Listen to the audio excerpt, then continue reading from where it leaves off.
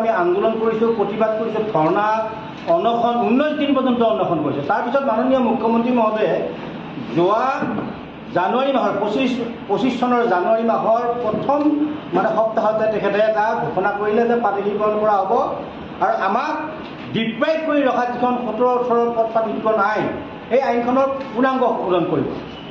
এই কথাখিনিত আমি আশ্বস্ত হ'লোঁ আৰু আশ্বস্ত হৈ আচলতে ইমান দিন অপেক্ষাই কৰি থাকিলোঁ। আমি তাৰপিছত কোনো আন্দোলন কৰা নাই, প্ৰতিবাদ কৰা নাই।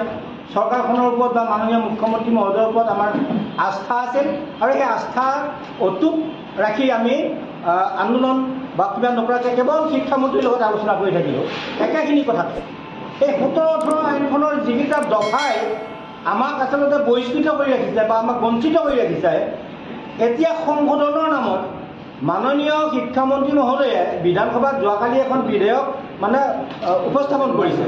এই বিধেয়কখনত 17-18 যিখন পদ প্ৰাধিকৰণ আইন, এই আইনখনৰ প্ৰতিটো দফা পুনৰ লিখিছে। তাৰমানে একো সংশোধন কৰা নাই, কোনো এটা দফাই সংশোধন নকৰাকৈ কেৱল আপোনালোকক কওঁ যে 17-18 চনত বিদ্যালয়খন প্ৰাদেশিকৰণ হ'ব লাগিলে 6 চনৰ আগত মাটি লাগে শিক্ষানুষ্ঠানখনৰ নামত। এতিয়া এই আইনখনত আকৌ সেই কথাটোকে লিখিছে যে 6 চনৰ আগত মাটি লাগিব, 9-10 ইউজাইজ লাগিব। আকৌ এই আইনখনত সেই কথাটোকে লিখিছে 9-10 ইউজাইজ লাগিব। শিক্ষকৰ নিযুক্তিৰ তাৰিখটো আছিল যে 31/12/2010। আকৌ এতিয়াও এইখন আইনত লিখিছে যে 31/12/2010 লাগিব। তাৰপিছত ছাত্ৰ ছাত্ৰীৰ যিটো সংখ্যা, এই সংখ্যাটো হাইস্কুলৰ ক্ষেত্ৰত 25 জন এপিয়াৰ হ'ব লাগে। এইবাৰ সেই 25 জনে এপিয়াৰ হ'ব লাগে। LPMEৰ ক্ষেত্ৰত 30 জন ছাত্ৰ ছাত্ৰী লাগে, সেই 30 জন ছাত্ৰ ছাত্ৰীয়ে লাগিব। হাইস্কুলৰ 25 জনৰ এপিয়াৰ হৈ আছে 30% পাছ কৰিব লাগিব, ছিনিয়ৰ ছেকেণ্ডাৰীত 30% পাছ কৰিব লাগে। সেইটোকে আকৌ লিপিবদ্ধ কৰিছে। অৰ্থাৎ 17 চনৰ যিখিনি আইনৰ দফা, এই দফাখিনি পুনৰ লিখি সেইটো সংশোধন, এইটো আজব কাহিনী। এটা মাননীয় মুখ্যমন্ত্ৰী মহোদয়ৰ বিবেক বিবেচনা কিবা আছেনে নাই, আমি আচলতে সন্দিহান হৈছোঁ। বাক্য এটা নতুনকৈ লিখিলে সেইটো সংশোধন নুবুজাই নহয়, আমাক বুৰ্বক সাজিব খোজা হৈছে। মাননীয় মুখ্যমন্ত্ৰী মহোদয়ে জানুৱাৰী মাহৰ প্ৰথম সপ্তাহতে তেওঁ চিঞৰি ফেচবুক লাইভত বিভিন্ন মিডিয়াত কৈছে যে এইবাৰ আমাৰ একেবাৰে শিথিল কৰিব, শিক্ষানুষ্ঠানখনৰ নামত কেৱল এখন কাগজ থাকিলেই আইনখন শিক্ষানুষ্ঠানখন প্ৰাদেশিকৰণ হ'ব। এতিয়া তেওঁ তাতে লিখিছে আৰু মাটিৰ কথা লিখিছিল যে বসুন্ধৰাত যিসকলে এতিয়া এপ্লাই কৰিও মাটি পাব তেওঁলোকেও প্ৰাদেশিকৰণ পাব, কিন্তু আইনখনত লিখিছে যে 1-6 আগত মাটি থাকিব লাগিব, তেতিয়া শিক্ষানুষ্ঠানখনে প্ৰাদেশিকৰণ পাব। এনেধৰণৰ কথাবিলাকেৰে আচলতে এখন ভেপু ভাওনা এখন আইন উপস্থাপন কৰিছে। আমি যোৱাকালি গধূলি মাননীয় শিক্ষামন্ত্ৰী মহোদয়ক লগ ধৰিছোঁ, আমাৰ গোটেই কথাখিনি কৈছোঁ। আমাৰ কথা হ'ল কেইটামান আমাৰ দাবী আমি দীৰ্ঘদিন কৰি আহিছোঁ। মাননীয় শিক্ষামন্ত্ৰী মহোদয়ৰ লগত 5 বছৰ সেইকেইটা কথাকে আলোচনা কৰিছোঁ। আৰু তাৰ ভিতৰত এটা দাবী আছিল যে মাননীয় মুখ্যমন্ত্ৰী মহোদয়ৰ লগত আমাক আলোচনা কৰাই দিব লাগে। মুখ্যমন্ত্ৰী মহোদয়ৰ কিয় সাহস নহয় আমাৰ এই সংস্থাটোৰ লগত আলোচনা কৰিবৰ কাৰণে আজিৰ তাৰিখলৈকে? আৰু শিক্ষামন্ত্ৰী মহোদয়ক বাৰে বাৰে কওঁ, আপুনি যদি নোৱাৰে আমাক মুখ্যমন্ত্ৰী মহোদয়ৰ লগত লগ কৰাই দিয়ক। মুখ্যমন্ত্ৰী মহোদয়ক শিক্ষামন্ত্ৰী মহোদয়ে কিয় এই ব্যৱস্থাটো কৰি দিব নোৱাৰে? যাৰ ফলত আজি 17-18 থকা যিখিনি নিয়ম নীতি সেইখিনিকে বাহন ৰাখি পুনৰ লিখি কেৱল লিখি কৈছে যে আইন সংশোধন কৰিলোঁ। আমাক বুৰ্বক সাজিব খোজা হৈছে, এই শিক্ষক সমাজখনক বুৰ্বক সাজিব খোজা হৈছে। এনেকৈ বান্দৰ নোচোৱাই দি আমাক নোচোৱাই আছে দীৰ্ঘদিন ধৰি। আমাৰ আৰু 4-5 বছৰ বয়স আছে। ইয়াৰ পিছত যদি আকৌ তেওঁলোকে আকৌ চৰকাৰ যোৱাকালি গধূলি কৈছে এইবাৰ এইখিনি হৈ যাওক, তাৰপিছত আকৌ নেক্সট আপোনালোকৰ কাৰণে এমেণ্ডমেণ্ট কৰিব। মোৰ 55 বছৰ বয়স, তেওঁলোকে চৰকাৰ গঠন কৰি আমাক আৰু কেতিয়া চাকৰি কৰিব আৰু কিমান দিন আমি যাতনা কৰিব লাগিব? তাৰপিছতে এই মাননীয় হিমন্ত বিশ্ব শৰ্মা মহোদয়ৰ মন গলিব, মানৱতা বোলা বস্তুটো হৃদয়ত জাগিব। তেওঁ মানৱতা আছেনে নাই? অসমীয়া মানুহৰ বিনামূলীয়া আঁচনি দি গোটেই ৰাজভৰা উদং কৰিছে। ধাৰ লৈ অসম চৰকাৰখন জুৰুলা হৈ গৈছে। আমাক কিয় নোৱাৰে? আমি শিক্ষা খুজিছোঁ নেকি? আমি 20 বছৰ 30 বছৰ বিনামূলীয়াতে শিক্ষকতা কৰিছোঁ, এনে খোজা নাই নহয়। আমি এনেই খুজিছোঁ নেকি চৰকাৰখনক? আমি কৈছোঁ যে একাউণ্টত 2000 ভৰাই দিয়ক, 1000 ভৰাই দিয়ক, এনেকৈ কৈছোঁ নেকি? আমি অৰুণোদয় বিচৰা নাই, আমি PM কিষাণ বিচৰা নাই। আমি দীৰ্ঘদিন শিক্ষকতা কৰিছোঁ, আমাক শিক্ষক কৰিব লাগিব। আমাৰ দাবী কেইটামান আছে, এইখিনি মানিব লাগিব, অন্যথা কিন্তু আমি আন্দোলন নকৰোঁ। আন্দোলনৰ নকৰে এইখন চৰকাৰৰ ওচৰত আন্দোলনৰ কোনো মূল্য নাই আন্দোলন কৰা মানুহক তেওঁলোকে ঘৃণা কৰে সন্মান নকৰে শিক্ষক বুলি আমাক সন্মানে নকৰে আন্দোলন কৰিলে আৰু সন্মান নকৰে তেওঁলোকে আমাৰ দাবীকেইটা যোৱাকালি আমি গধূলি শিক্ষামন্ত্ৰী মহোদয়ক কৈছোঁ আজিও আজি সংবাদ মাধ্যমৰ জৰিয়তে গোটেই অসমৰ ৰাইজ দল সংগঠন সকলোকে এই বিষয়ত মাত মাতিবৰ কাৰণে আমি অনুৰোধ কৰিছোঁ এই শিক্ষানুষ্ঠানবিলাক অসমীয়া মাধ্যমৰ ৰাজহুৱা শিক্ষানুষ্ঠান ইংলিছ মিডিয়াম নহয় বহিৰাগত এই স্কুলবিলাক পতা নাই অসমৰ ৰাইজে অসমৰ দুখীয়া ৰাইজে গাঁৱে ভূঞে শৈক্ষিকভাৱে পিছপৰা অঞ্চলবিলাকত স্থাপন কৰা এইবিলাক শিক্ষানুষ্ঠান আজি এই ব্যক্তিগত শিক্ষানুষ্ঠান হৈছে কেওফালে আজিৰ পৰা 90 দশকত 80 দশকত কেৱল ভেঞ্চাৰ স্কুলতে শিক্ষকতা কৰি বা শিক্ষক পঢ়া শুনা কৰি আজিৰ কোনোবা ACS বিষয় হৈছে পুলিচ হৈছে আৰ্মি হৈছে বা মন্ত্ৰী বিধায়ক হৈছে পাহৰিব নালাগে অতীত আমি এই অসমীয়া শিক্ষা মাধ্যমৰ শিক্ষা ব্যৱস্থাটোক আমি জীয়াই ৰাখিছোঁ এতিয়া আমাক কিয় মৃত্যুদণ্ড দিব বিচাৰিছে আমি মূল কথা হ'ল 1-1-6 চনৰ আগতে মাতি থকাৰ বিপৰীতে 2025 চন পৰ্যন্ত যিটো মাননীয় মুখ্যমন্ত্ৰী মহোদয়ে ঘোষণা কৰিছিল যে বসুন্ধৰাত এপ্লাই কৰা শিক্ষক বা শিক্ষানুষ্ঠানখনৰ মানে পাতিখনৰ আওতাত আহিব 25 চন পৰ্যন্ত যিবিলাকৰ মাটি স্কুলত হৈছে 1-1-6টো বাতিল কৰি মাটি থাকিলে সেইখন শিক্ষানুষ্ঠানত পাতিখন আওতাত ল'ব লাগিব শিক্ষক নিযুক্তিৰ ক্ষেত্ৰত 31/12/2010 চনটো বাদ দি 31/12/2018 চন ধৰিব লাগিব তেতিয়াহে এই শিক্ষানুষ্ঠানবিলাক আৰু শিক্ষকবিলাকে পাতিখন পাব নহ'লে কলেজখন পাতিখন হ'ব দুজন কলেজৰ প্ৰফেচাৰৰ স্কুল পদ পাতিখন হ'ব বাকী 20 জন বা 22 জন বঞ্চিত হ'ব আজি কান্দি কৰিছে শিক্ষকসকলে মানুহ অলপ হৃদয়ঙ্গম কৰিব লাগে ডাইস্কুল 9-10ৰ বিপৰীতে কিন্তু 18-19 ধৰিব লাগিব 9-10ৰ ডাইস্কুলৰ স্কুল ইতিমধ্যে 13 চন আৰু 21 চনত পাতিখন কৰা শেষ হৈছে এই সাধাৰণ কথাটো তেওঁলোকৰ মানে হৃদয়ত মনো হেৰি নহয়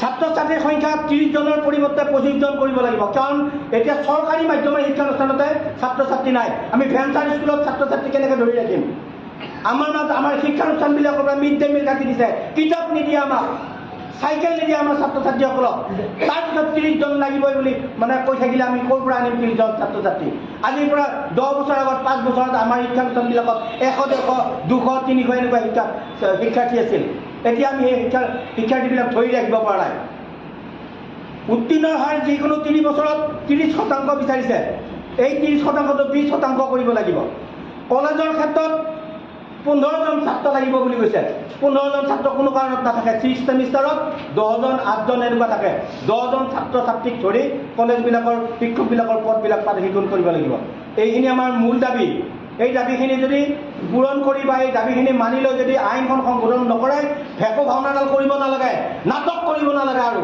পাতিখন নামত নাটক কৰিব নালাগে আমি শিক্ষানুষ্ঠানবিলাক দৰকাৰ হ'লে ভাঙি পেলাম তালা লগাই দিম আমি দৰকাৰ হ'লে হয় মৰিম আন্দোলন নকৰোঁ আৰু এনেকুৱা ৰাজহুৱা স্থানত আহি সময় বাবে আমি আত্মহত্যা কৰিম ধন্যবাদ আপোনালোকে এখন শিক্ষামন্ত্ৰীগৰাকী কালিও লগ পাইছে মই দেখিছোঁ বা পৰহিলে আপোনালোকে লগ পাই কথা বতৰা পাতিছে শিক্ষামন্ত্ৰীগৰাকী আপোনালোকক এই সন্দৰ্ভত আশ্বাস কি দিছে চাওক শিক্ষামন্ত্ৰীয়ে আমাক এই শিক্ষকৰ নিযুক্তিৰ ক্ষেত্ৰত ইউডাইছৰ ক্ষেত্ৰত প্ৰতিটো বিষয়ৰ ক্ষেত্ৰত আমি যোৱাকালি নহয় আমি বিগত 5 বছৰ আলোচনা কৰিছোঁ আৰু প্ৰতিটো আলোচনাতে তেওঁ আমাৰ কথাখিনি প্ৰথমতে শূন্যৰ পৰা আৰম্ভ কৰি যেতিয়া 100 পায় তেতিয়া মুখ্যমন্ত্ৰীৰ লগত আলোচনা কৰিব লাগিব বুলি কয় এটা নিষ্কমা শিক্ষামন্ত্ৰী যিজন শিক্ষামন্ত্ৰীৰ কোনো সিদ্ধান্ত লোৱাৰ অধিকাৰ নাই যোৱাকালি আমি কথাখিনি কৈছোঁ আমাৰ কথা উত্তৰ দিব পৰা নাই তেখেতে কাৰণ আমাৰ লগত প্ৰতিশ্ৰুতিবদ্ধ হৈ আছে তেখেতে আৰু এখন উপায় নাপায় বিবেচনা কৰিম বুলি কৈছে বিবেচনা কৰিলে নহ'ব আমাক লাগিবই যদি পাতিখন কৰে এইকেইটা বিষয় ইউডাইছ শিক্ষকৰ নিযুক্তি ছাত্ৰ ছাত্ৰীৰ সংখ্যা তাৰপিছত পাৰ্চেণ্টেজৰ সংখ্যা 17-18 আইনত 6 বছৰ আছিল তেখেতে 6 বছৰতে তলত আহিব নোৱাৰি আইনখনত উল্লেখ আছে এতিয়া 15 বছৰ এক্সপিৰিয়েঞ্চ 17-18 আইনখনত নিৰ্দিষ্টকৈ উল্লেখ আছে যে শিক্ষকজনৰ 6 বছৰ অভিজ্ঞতা হ'লে সেই শিক্ষকজন আওতাত আহিব এতিয়া 6 বছৰ অভিজ্ঞতাটো এই আইনখনত উল্লেখ নকৰি এইবাৰ অভিজ্ঞতা 15 বছৰ হৈছে 2010 চনৰ পৰা 25 চনলৈ শিক্ষকজন 15 বছৰ থাকিছিল এতিয়া 90 দশকৰ এখন স্কুল তেতিয়া নিযুক্তি পোৱা শিক্ষকজন আজিও সেই ভেঞ্চাৰ স্কুলখনত থাকিব নেকি বহু শিক্ষক ৰিটায়াৰ্ড হৈছে এতিয়া 13 চনত যিবিলাক শিক্ষানুষ্ঠান পাতিখন হৈছে 21 চনত যিবিলাক পাতিখন হৈছে তাত এতিয়া সেই তেতিয়াই পাতিখন হোৱা শিক্ষকবিলাক এতিয়া নাই তেওঁলোক ৰিটায়াৰ্ড হৈ গ'ল আমি যদি একে সমপৰ্যায়ৰ শিক্ষানুষ্ঠান হয় তেতিয়া শিক্ষকবিলাক ৰিটায়াৰ্ড হৈ গৈছে এতিয়া নাই প্ৰায় 80% শিক্ষক ৰিটায়াৰ্ড হৈছে তাত আমি নতুন নতুন শিক্ষক দি পেলাই আজি 10 বছৰ বা 12 বছৰ 7 বছৰ 8 বছৰ আমি শিক্ষা চলাই আছে। যিজন শিক্ষকে এতিয়া 10 বছৰ কৰিলে বা 8 বছৰ কৰিলে বা 7 বছৰ কৰিলে তেওঁ এতিয়া ওলাই যাব লাগিব কান্দি কেনে। ইমান নিদাৰুণ নেকি? আইন কানুন কাৰ কাৰণে আইন কৰোঁ? মানুহৰ কাৰণে, আমাৰ কাৰণে। মন্ত্ৰী বিধায়কৰ কাৰণে যদি আইন সংশোধন কৰি তেওঁলোকে যদি দৰমহাৰ উপৰি যদি বিভিন্ন সা সুবিধা ল'ব পাৰে, আমাৰ কাৰণে কিয় নোৱাৰে? আমি অসমৰ জনসাধাৰণ নহয় নেকি? আমি বিদেশী বাংলা নেকি? এই 17-18 আইনখন মহাত্মা গান্ধী কিবা জন্মদিন নেকি? জন্ম পুস্তিকা নেকি এইখন যে সলাব নোৱাৰি? তেওঁলোকৰ নিজক লগা আইনবিলাক কেনেকৈ সংশোধন কৰিব পাৰে? মন্ত্ৰী বিধায়কৰ সুবিধাৰ কাৰণে আইন যেতিয়া সংশোধন কৰিব লাগে তেতিয়া মনে মনে তেওঁলোকে কিয় সংশোধন কৰিব পাৰে? তেতিয়াতো বিৰোধী বিধায়কৰো কথা নাই, শাসকীয় দলৰো কথা নাই, মন্ত্ৰীৰো কথা নাই, বিধায়কৰো কথা নাই। তেওঁলোকৰ দৰমহা দুপাত বঢ়াই আছে। এজন বিধায়ক যদি এবাৰ বিধায়ক হয় তাৰপিছতে তেওঁ 5 বছৰ বিধায়ক হৈ গোটেই জীৱনজোৰা তেওঁলোকে পেঞ্চন খায়। কিন্তু শিক্ষকবিলাক বা নতুনকৈ আমি যিবিলাকে চাকৰি কৰিছে তেওঁলোকৰ পেঞ্চন নিদিয়ে। 13 চনত পানীশীৰ্ষ হোৱা শিক্ষকে আজি 500 টকা 600 টকা পেঞ্চন পায়। 21 চনত পানীশীৰ্ষ হোৱা শিক্ষক ৰিটায়াৰ্ড হৈছে, একো নাপায়। টিউটৰ খাইছে 10 লাখ টকা গ্ৰেচুইটি দিওঁ বুলি কয়, আজি তাৰিখতে গ্ৰেচুইটিৰ কোনো কাম কৰা নাই। চব ভুৱা। আমি বুজি পাম আইনখন যদি প্ৰকৃততে সংশোধন নকৰে তেতিয়া গম পাম যে এই মুখ্যমন্ত্ৰীজন, এই শিক্ষামন্ত্ৰীজন, এই চৰকাৰখন চলনাকাৰী আৰু মানে ধুৰন্ধৰ চৰকাৰ। এইখন ধুৰন্ধামি কৰি আমাৰ লগত 5 বছৰ খেলাইছে। কি বুলি ভাবিছে আমাক? তিনিটা বস্তু তেওঁলোকে চেঞ্জ কৰাৰ আমি একো কৰিব নোৱাৰিলোঁ। আমি সংবিধানকে অভিশাপ দিব পাৰিম এই চৰকাৰখনক, এই বিধায়ক মুখ্যমন্ত্ৰী মহোদয় বা শিক্ষামন্ত্ৰী মহোদয়। আমি অভিশাপ দিলে আমাক কি কৰিব? এৰেষ্ট কৰিব নেকি?